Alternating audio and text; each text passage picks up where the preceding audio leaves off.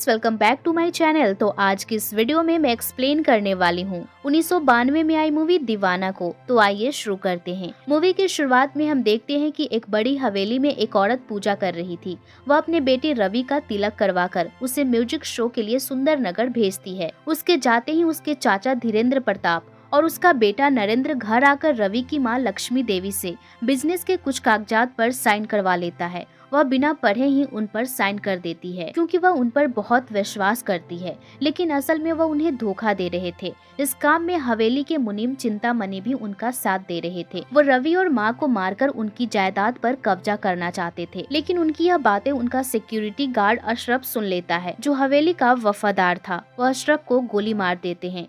रवि सुंदर नगर पहुँच जाता है। वहाँ उसे एक आदमी मैनेजर के तौर पर मिलता है। वह यहाँ अपनी बीवी चंद्रमुखी और भांजी काजल के साथ रहता है। देवदास को भी म्यूजिक में काफी इंटरेस्ट है। रवि का म्यूजिक शो बहुत हिट जाता है। काजल भी वहाँ मौजूद होती है। वह उसका ऑटोग्राफ लेना चाहती है, लेकिन भीड़ के कारण वह उससे मिल नहीं पाती। इसलिए वह शो के बाद अपनी सहेली के साथ रेस्ट हाउस जाती है, जहाँ रवि ठहरा था। रवि उन्हें देख लेता है तो वह वहाँ से भागने लगती है, पर काजल गिर जाती है। रवि उसके पास जाता है और उससे बात करता है। रवि को वह पहली नजर में ही पसंद आ जाती है। काजल कहती है कि उसे उसका ऑटोग्राफ चाहिए। रवि उसका नाम पूछता है और कहता है कि वह ऑटोग्राफ के साथ क्या लिखे, तो काजल कहती है कि वह कुछ भी अच्छा सा लिख दे। वह उसे ऑटोग्राफ देता है। काजल उठने लगती है, पर उठ नहीं पाती क्योंकि उसे मूंछ आ गई थी। रवि उसे घर छोड़ने जाता है। वह बताती है कि देवदास उसके मामा हैं। जब रवि उसे घर छोड़ देता है तो वह देखता है कि काजल ने उसके रूम में रवि की बहुत सारी फोटोज लगाई है,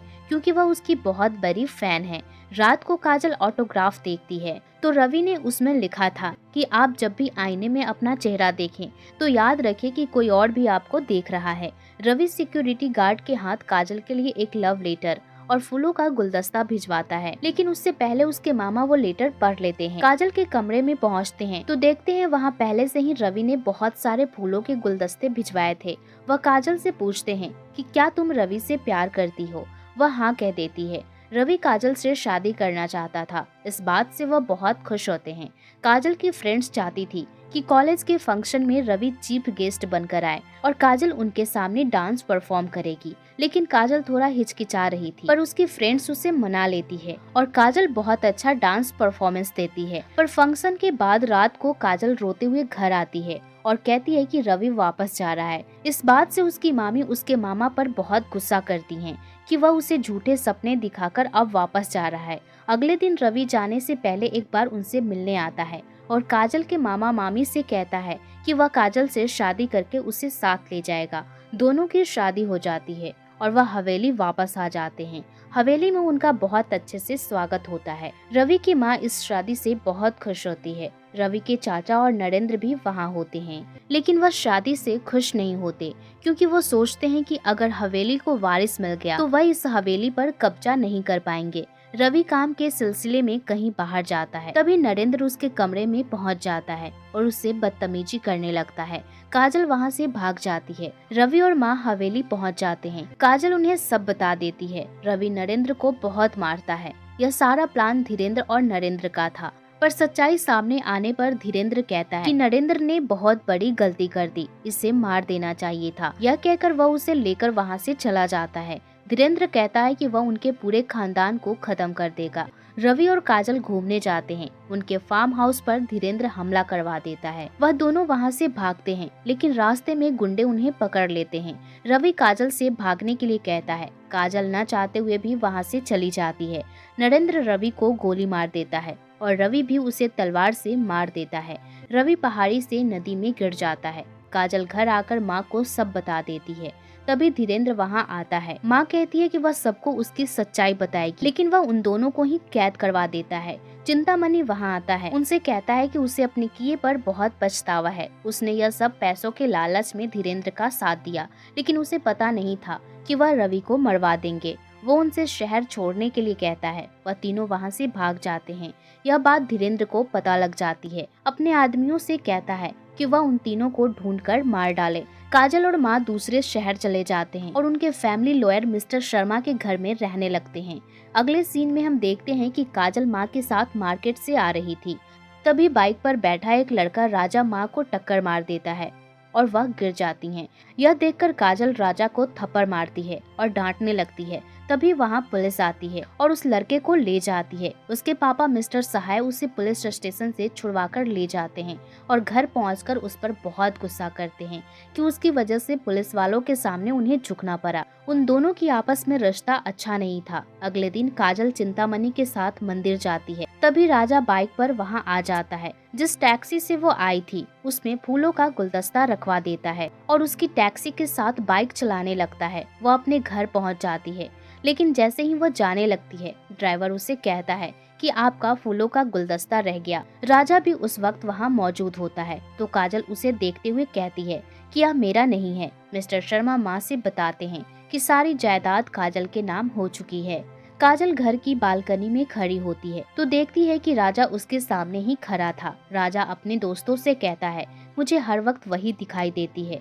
उसके दोस्त कहते हैं कि तुम्हें उससे प्यार हो गया है। ये सुनकर राजा पागलों की तरह हंसने लगता है और फिर अचानक से रोने लग जाता है। अगले दिन राजा काजल से मिलकर उससे अपने प्यार का इजहार कर देता है और कहता है कि मैं तुम्हारे लिए अपनी जान दे सकता हूँ। लेकिन काजल कहती है कि उसने ऐसा करने को नहीं कहा। राजा चाकू से हाथ पर उसका नाम लिख लेता है। राजा काजल से मिलने मंदिर में जाता है और उससे शादी करने के लिए कहता है, लेकिन काजल उसे इनकार करके वहाँ से चली जाती है। राजा अपने पापा के ऑफिस में जाता है और उनसे कहता है कि वह काजल से शादी करना चाहता है और वो एक विधवा है। लेकिन उसके पापा इस रिश्ते को एक्सेप्ट नहीं करते क्योंकि उन्हें लगता है कि अगर राजा की काजल से शादी हुई तो इससे उनकी इंसल्ट होगी। राजा के पापा अपने असिस्टेंट से कहते हैं कि काजल को इस शहर से निकलवा दो। उनके आदमी काजल के घर जाकर उनका सारा सामान बाहर निकलवा देते हैं, लेकिन तभी राजा वहां पहुंच जाता है और उन आदमियों को बहुत मारता है। वह राजा को बताते हैं कि मिस्टर सहाय के कहने पर उन्होंने सब किया। राजा घर पहुंचता है तो देखता है कि वहां पार्टी चल रही थी। उसके पापा ने जो कुछ किया इस बारे में वह सबको बता देता है और अपने पापा से कहता है कि आज के बाद कोई उस घर की तरफ नजर उठाकर ना देखे और सारे रिश्ते तोड़कर वहां से चला जाता है। वह काजल के घर जाकर माँ से कहता है कि उसने अपना घर परिवार छोड़ दिया है।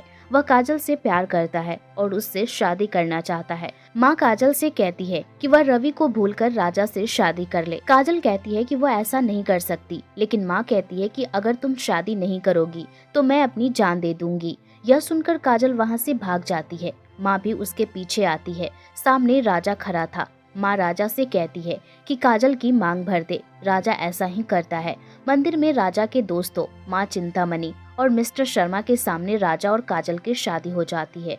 राजा शादी के बाद अपने दोस्तों से मिलता है और कहता है कि उसे अब घर की जिम्मेवारियां भी निभानी होगी, लेकिन उसे कोई काम नहीं आता। उसका दोस्त कहता है कि उसके पापा का गैराज बंद पड़ा है, तो वह सब मिलकर वहीं से काम शुरू करते हैं। वह सब मेहनत करके वहीं से कमाने लगते हैं। धीरेन्द्र मिस्टर शर्मा से मिलता है और कहता है कि रवि उसकी माँ और बीवी की मौत हो चुकी है, इसलिए सारी जायदाद उसके नाम हो जानी चाहिए। लेकिन अदालत फैसला से पक्ष में नहीं आ रहा, तो मिस्टर शर्मा कहते हैं कि अदालत सबूत के बिना पर चलती है, पर अभी तक साबित नहीं हुआ है कि वह तीनों मर चुके हैं और लक्ष्मी देवी ने अपनी सारी जायदाद काजल और उसके बच्चे के नाम कर दी थी। धीरेन्द्र को शक हो जाता है कि मिस्टर शर्मा उन लोगों के बारे में जरूर कुछ जानते हैं, इसलिए गुंडे एडवर्ड को उनका पीछा करने के लिए कहता है ताकि उन्हें कोई सुराग मिल सके।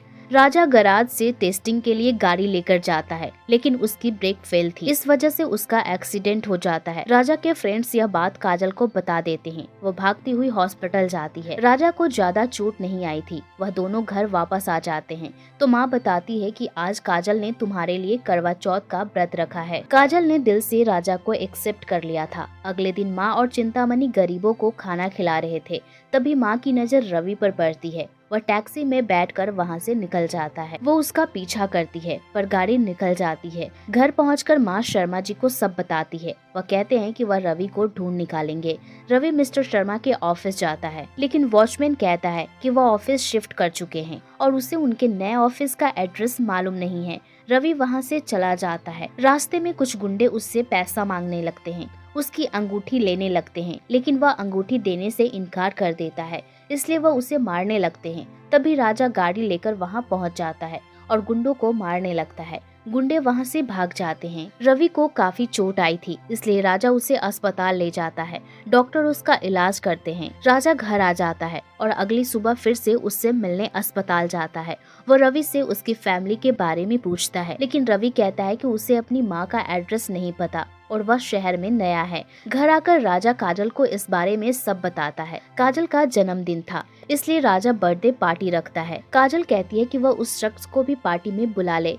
रवि राजा का बर्थडे पार्टी इनविटेशन एक्सेप्ट करके पार्टी में आ जाता है। वहाँ राजा उसे माँ और काजल से मिलवाता है, लेकिन वह ऐसा जताते हैं कि वह पहली बार मिल रहे हैं। तभी पार्टी में लाइट चली जाती है और माँ रवि को लेकर वहाँ से चली जाती है और उससे बताती है कि किस हालत में राजा और काजल की शादी हुई। रवि कहता है उस हादसे के बाद कुछ लोगों ने उसे बचा लिया और उसका इलाज किया, लेकिन उसे काफी वक्त बाद होश आया और जब वह घर गया तो उसे पता चला कि चाचा जी ने आप दोनों को घर से निकाल दिया है और किसी को नहीं पता कि आप कहाँ हैं। ये सब बातें राजा सुन लेता है। पार्टी के बाद रवि काजल से मिलता है। काजल कहती है कि अब तुम ही इस हालात का फैसला करो, पर रवि कहता है कि जो भी हुआ मैं उसे बदल नहीं सकता। वह उसे शुभकामनाएं देकर माँ के साथ वहाँ से जाने लगता है। तभी राजा वहाँ आ जाता है। रवि कहता है कि तुम काजल का आज हो, यह सच कभी नहीं बदल सकता। यह कहकर वो वहाँ से चले जाते हैं। उन्हें जाते हुए एल्बर्ट देख लेता है और धीरेन्द्र को सब बता देता है। वो अपने आदमियों के साथ राजा के घर आता है। राजा पर हमला करके उसे बेहोश कर देता है और काजल और राजा को अपने साथ ले जाते हैं। इसके बाद वह रवि के घर जाता है और उसे बताता है कि राजा और काजल उनके कब्जे में हैं। अल्बर्ट माँ रवि और मिस्टर शर्मा को लेकर धीरेन्द्र के पास जाता है। धीरेन्द्र उनसे प्रॉपर्टी उसके नाम करने के लिए कहता है। माँ सारी प्रॉपर्टी उसके नाम कर देती है और धीरेन्द्र माँ को गोली मारने लगता है, पर तभी राजा वहाँ आकर उसकी गन छीन लेता है और उन सब में हाथापाई शुरू हो जाती है। धीरेन्द्र वहाँ से भाग निकलता है, पर रवि और राजा उसका पीछा करते हैं और बहुत मारते हैं। वह बिल्डिंग से गिरने लगता है। रवि और राजा उसे काजल का पता पूछते हैं, लेकिन वह कहता है कि वह मर जाएगा, लेकिन पता नहीं बताएगा। इतना कहकर वह बिल्डिंग से कूद जाता है। काजल को एक फैक्ट्री में बंद किया था और वहाँ पर एक बम भी लगाया था। राजा और रवि उसे ढूंढ लेते हैं। रवि बम डिफ्यूज कर देता है। तभी धीरेन्द्र वहाँ आ जाता है और राजा पर गोली चलाने लगता है और कहता है कि वह राजा को मारकर फिर से काजल को विधवा बना देगा, पर रवि उसे रोक लेता है और जो बम उसने डिफ्यूज किया था उसके साथ धीरेन्द्र को पकड़कर खिड़की से कूद जाता है और बम ब्लास्ट में उन दोनों की डेथ हो जाती है। राजा रवि की अस्थियां नदी में बहा देता है। इसी के साथ यह मूवी यहीं पे खत्म हो जाती है। तो दोस्तों, ये थी हमारी आज की मूवी एक्सप्लेनेशन। आपको हमारी ये वीडियो कैसी लगी कमेंट कर जरूर बताएं। वीडियो को लाइक और चैनल को सब्सक्राइब जरूर करें। और दोस्तों, अगला एक्सप्लेनेशन आप किस मूवी पर देखना चाहेंगे, कमेंट बॉक्स खुला है, हमें अपनी राय अवश्य दें। बाकी जल्द ही मिलती हूँ अगली वीडियो में। तब तक आप अपना ख्याल रखें।